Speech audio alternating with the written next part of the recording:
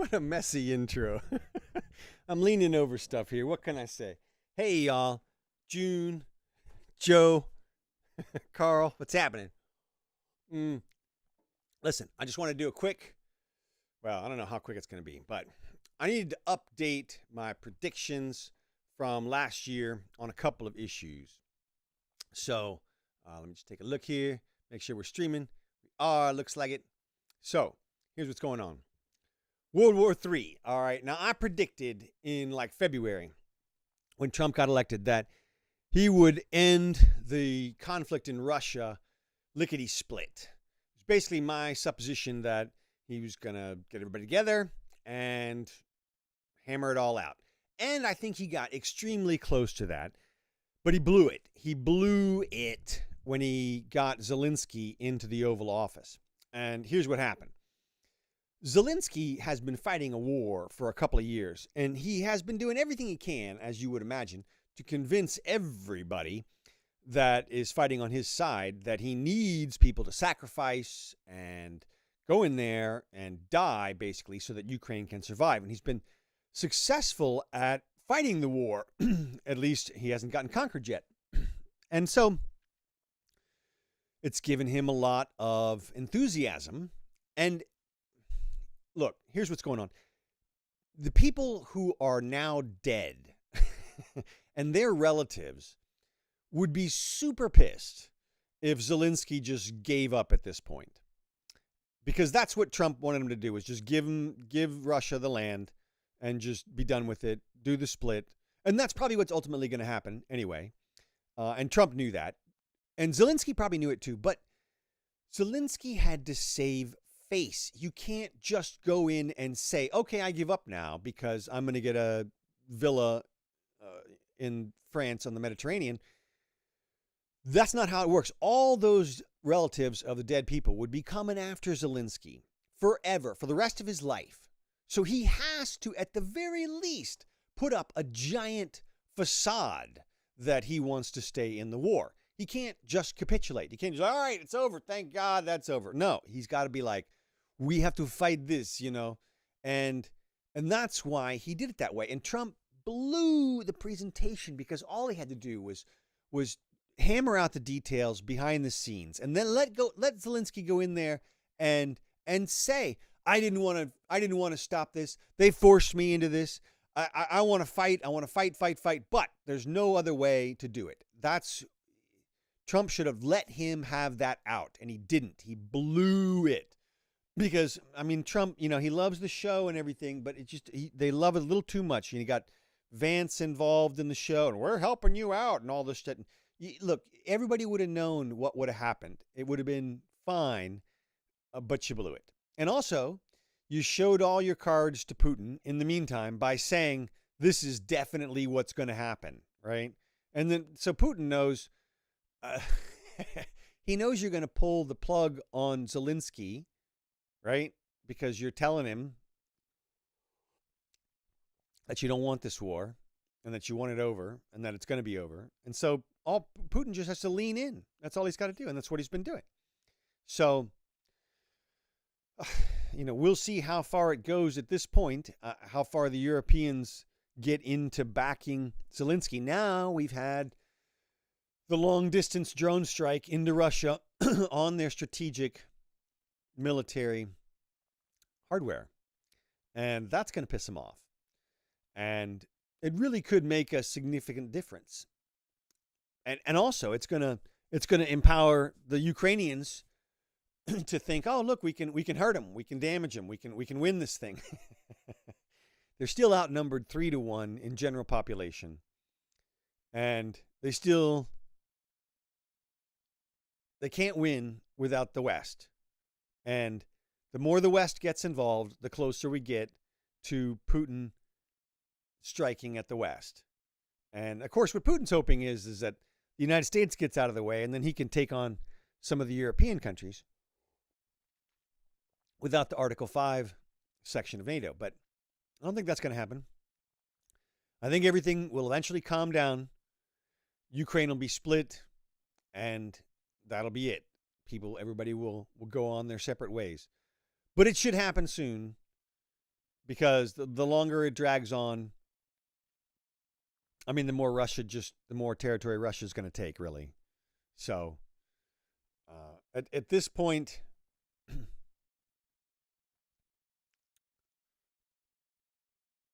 it's a tough call. I mean, it's a tough. Like I said, Trump got himself into a bad situation with this, so now he's just got to write it out. Now he's just got to say, "Oh, now I'm going to support Zelensky if he wants to go to war," which the United States has no appetite for. So Russia's just going to be able to do what it wants at this point. So there it is. But I don't think we're getting involved in World War III. Not Trump, not the United States. We're not doing it. So I think we're okay there for now. All right. Let's move on to Israel. Israel, Palestine. This has been going on for a while. You had the Dave Smith, Douglas Murray debate recently, which I commented on. Here's my thoughts on the situation. You can go back and look at the history of how the Israelis got there and all that kind of stuff if you want to, but it's really too late. It's too late. You're not going to uncover the beginnings of the immorality in order to sort out who should be where at this point. After wars and time, there's a certain amount of time that passes and everything resets. It's like here in the United States. Nobody's calling for the English to give the United States back to the Indians. Feather, not dot. They lost. And, we can do reparations. You can have your casinos. There's things that can be done to sort of make up for the historical injustices, but you're not going back to Native Americans controlling the United States. Similarly, you're not going back to Palestinians controlling Palestine or Israel or the Levant. It's just not happening. They lost. I have no ill will towards the Palestinians. I hope that they survive and thrive. But the problem is they live next to Israel, and the two have been mortal enemies, at least their governments have been, for decades now. And it's not going to work. It's not working. It's never worked. So either you get the continuation of this slow boil conflict, or Israel's going to move them out. And I think they're at the point now where they're going to move them out. It's not a genocide, okay? If Israel wanted to genocide the Palestinians, they'd all be dead. They would have been dead on the first day or the second day at the latest. That's it. It's not a genocide. It is an exodus. It is a colonialization, if you will. But it's already affected. It's done. The Israelis won. So you're not getting rid of Israel. I mean, there is a possibility, in the super long run, but to contemplate what it would take to do that surely would have to involve more immorality and evil than it would to wipe out the Palestinians. So it's basically they're at loggerheads, and I don't think that the Israelis are going to let them stay. And I think that it's going to be an exodus. It's going to be the Trail of Tears, Netanyahu's Trail of Tears. They should just send him to the South Sinai there. I mean, I know there's a bunch of people there who don't want him to show up, but somebody's going to win, and it's going to be the people with all the guns and money.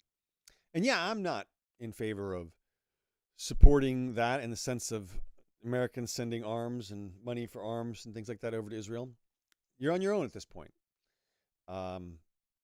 But in terms of a strategic ally, there are benefits, and that's something that we always have to keep in mind. So that's all. That's all I'm saying about that. It's for those of you genocide people. It's not because they could wipe them out in no time if they wanted to. Yes, it's a conquering, Yes, that's what it is. And it's pretty much already done. So, oh well. War sucks. And that's just the way that it is. So, all right.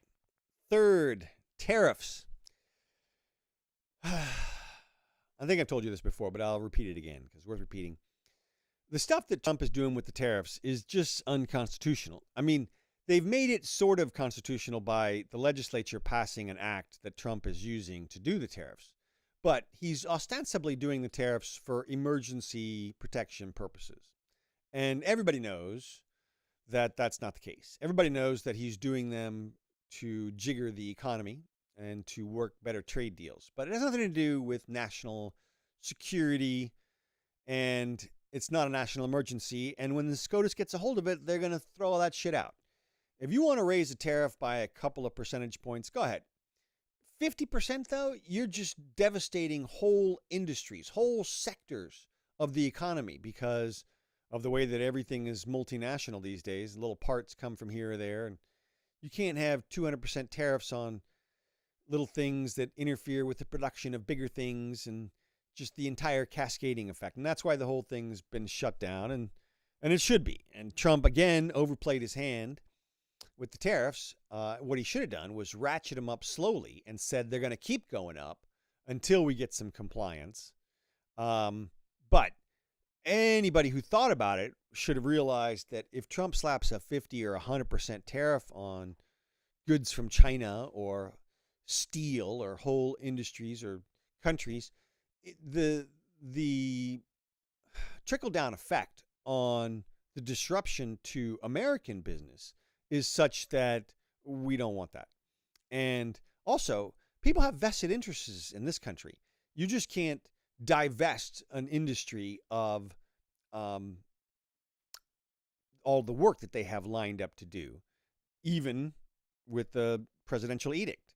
And so people have been suing and they've been winning, and they should have, because you just can't cut off people's livelihood like that. We do it anyway, but it's really unconstitutional, and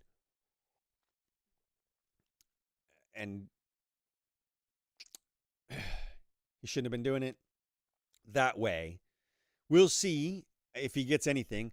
The manufacturing is not coming back to the United States the way that he's talking about it. It might come back with automation and AI and that kind of stuff. But look, you just let the market figure it all out. There's no reason to be jiggering with the market like this. Nobody can get their bearings straight when you're passing huge swaths of tariffs. I mean, that's just silly. It's ridiculous. It's juvenile. And now, of course, we know what we should have known, what we did know, which was that Trump is going to spend more than Biden did last time. It's trillions and trillions in debt. There is no Doge, is all a fugazi.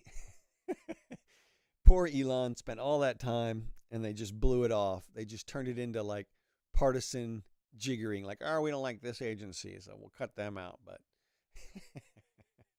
there's no savings at all. I mean, we're going to spend, orders of magnitude more than we saved.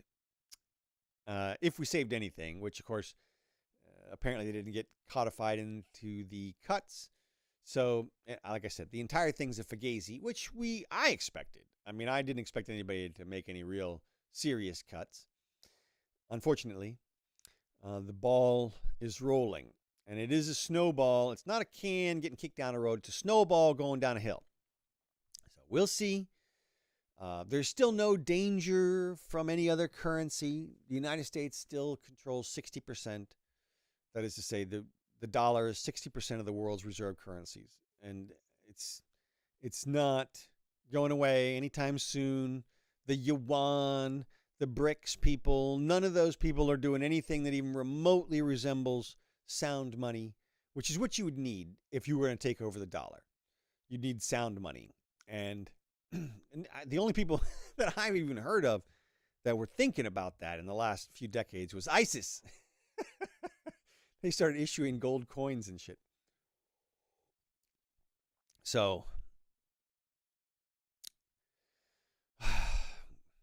the good news is, the only good news is that the AI is really, really going to increase productivity for a lot of people.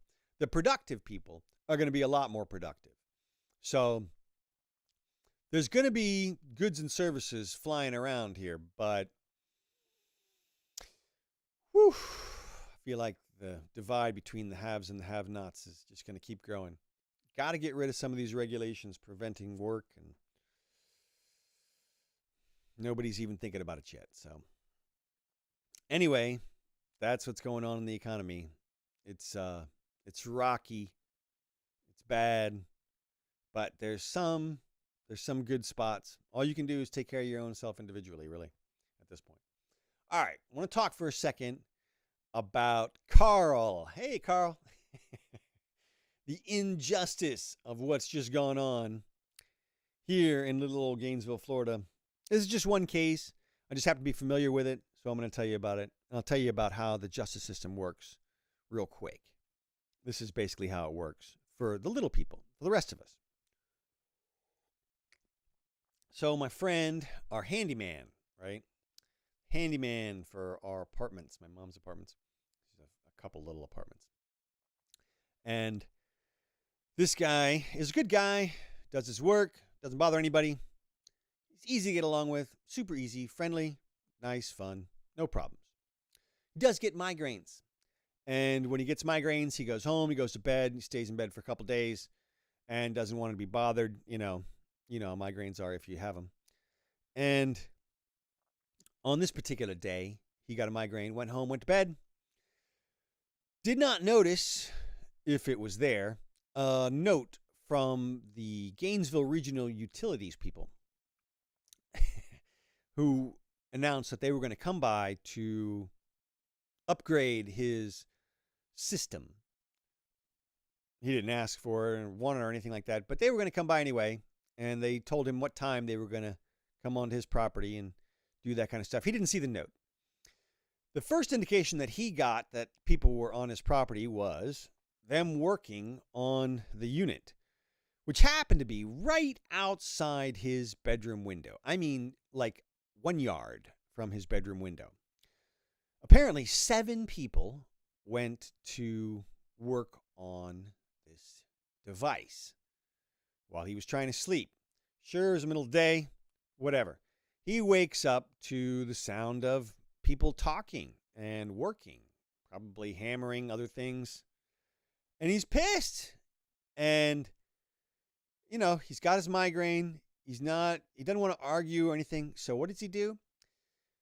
The allegations are he takes a gun and he goes over to the window, not the window that they're right outside of, but a window on an adjacent side of the house that has no view of the place that they're working on. So he goes to that window. He fires 2 rounds out the window, basically into the ground. And, of course, they freak out and run away, which is what he wanted. And then they freak out more, and they call the police. He goes back to sleep, okay? The police show up. Because there's gunfire, the police are too scared to go to the door. So they send the robot up to the door to knock on the door. Nobody answers because he's asleep. So, using the robot, they smash down his front door. And this is after hours, okay? Hours of people. I don't know how many police officers they had involved, but they were like 50 police officers on the police report listed as witnesses. So the robot busts into his house, crawls back to his bedroom where it finds him asleep under the covers and pulls the covers back. He freaks out, gets up. Of course, then they come in and they arrest him and they take him straight to jail. And they give him no bond. Now, you may have heard that in the United States, you're entitled to a bond. And that was the case for hundreds of years, like 200. More or less. I'm exaggerating a bit. But recently anyway, for the last few decades, you were entitled to a bond, and there's something called a bond schedule, and what that every crime has a certain dollar amount attached to it, and that is going to be your bond unless the judge deviates from that. They can deviate from that for certain reasons. The judge got to use some judgment, right? Not in this case. In this case, they just decided no bond was good enough for him, and they put him in jail. Now, what no bond means is, of course, you can't get out of jail, no matter what. Doesn't matter if you're 100% innocent. Doesn't matter. You're not getting out. I mean, they could do a writ of habeas corpus, I guess, if he was 100% innocent, but generally speaking, you're not going anywhere. You get no bond. And this is how they treat people. They talk about developing the case against Epstein. How long do you think they took to develop this case against this guy? 10 seconds? I mean, there's no case development. You just get the guy, okay? That's how you do it normally if there's any real danger. Now, I know Epstein's dead and everything. But what about all these people who are apparently involved in the pedo ring, right? I mean, they're out there, and we haven't arrested them. Are they just involved in other pedo rings? We're developing a case? Is that what's going on? What a bunch of fucking bullshit. I mean, you can see how the criminal justice system operates. Now, let me just tell you. They kept my friend, our handyman, in jail. In fact, he's still in jail. It's 6 months later. 6 months. No bond. Now, they originally charged him with 7 counts of aggravated assault. 7 counts because there were 7 people apparently in his yard. Now, remember, he only fired 2 shots. So at most, he could only hit 2 people. I mean, unless everybody lined up. But he wasn't even firing out of that side of the house. So no chance of hitting any people. And yet, 7 counts of aggravated assault. Presumably, if there had been 20 people in the yard, he'd have faced 20 counts. Which is, hundreds of years in prison, theoretically. There's even a Supreme Court case about this whole thing, which I wrote a nice memo about and sent it in, but I don't know. I don't know if they found it. I don't know if they saw it or not. They did eventually drop the 7 counts of aggravated assault because there was no foundation for them. I mean, they maybe could have made a foundation for 2, but probably not based on the position of the window and the people. Instead, the prosecutor decides to charge him not with discharge of a firearm within a city limit, which is what the charge should have been. 2 counts of discharge within a city limit. No, they charge him with firing into an occupied conveyance. Now, from the pictures, you can easily see that there's no possible way that any bullets from that window could have made it to the road where the Gainesville Regional Utilities van must have been parked. But that didn't matter to the prosecutor. It's a second-degree felony as opposed to 2 misdemeanors. And what this does is this ensures that my friend gets on felony probation. That's what they wanted. So they jack up the charge. And then, now you got to understand, my friend's been in jail for 6 months now. And they're offering him a way to get out. They tell him, you can get out if you just take this deal and take the probation. Of course he's going to fucking take it. Never been in jail before in his life, okay? No prior felonies, no violent history at all. And they leave him in jail for 6 months. And then they offer him a deal whereby if you accept this charge on your record, which you couldn't possibly have committed, then we'll let you out. So that's what they do. And now he's got a history of a charge that he didn't do that he'll be framed with for the rest of his life.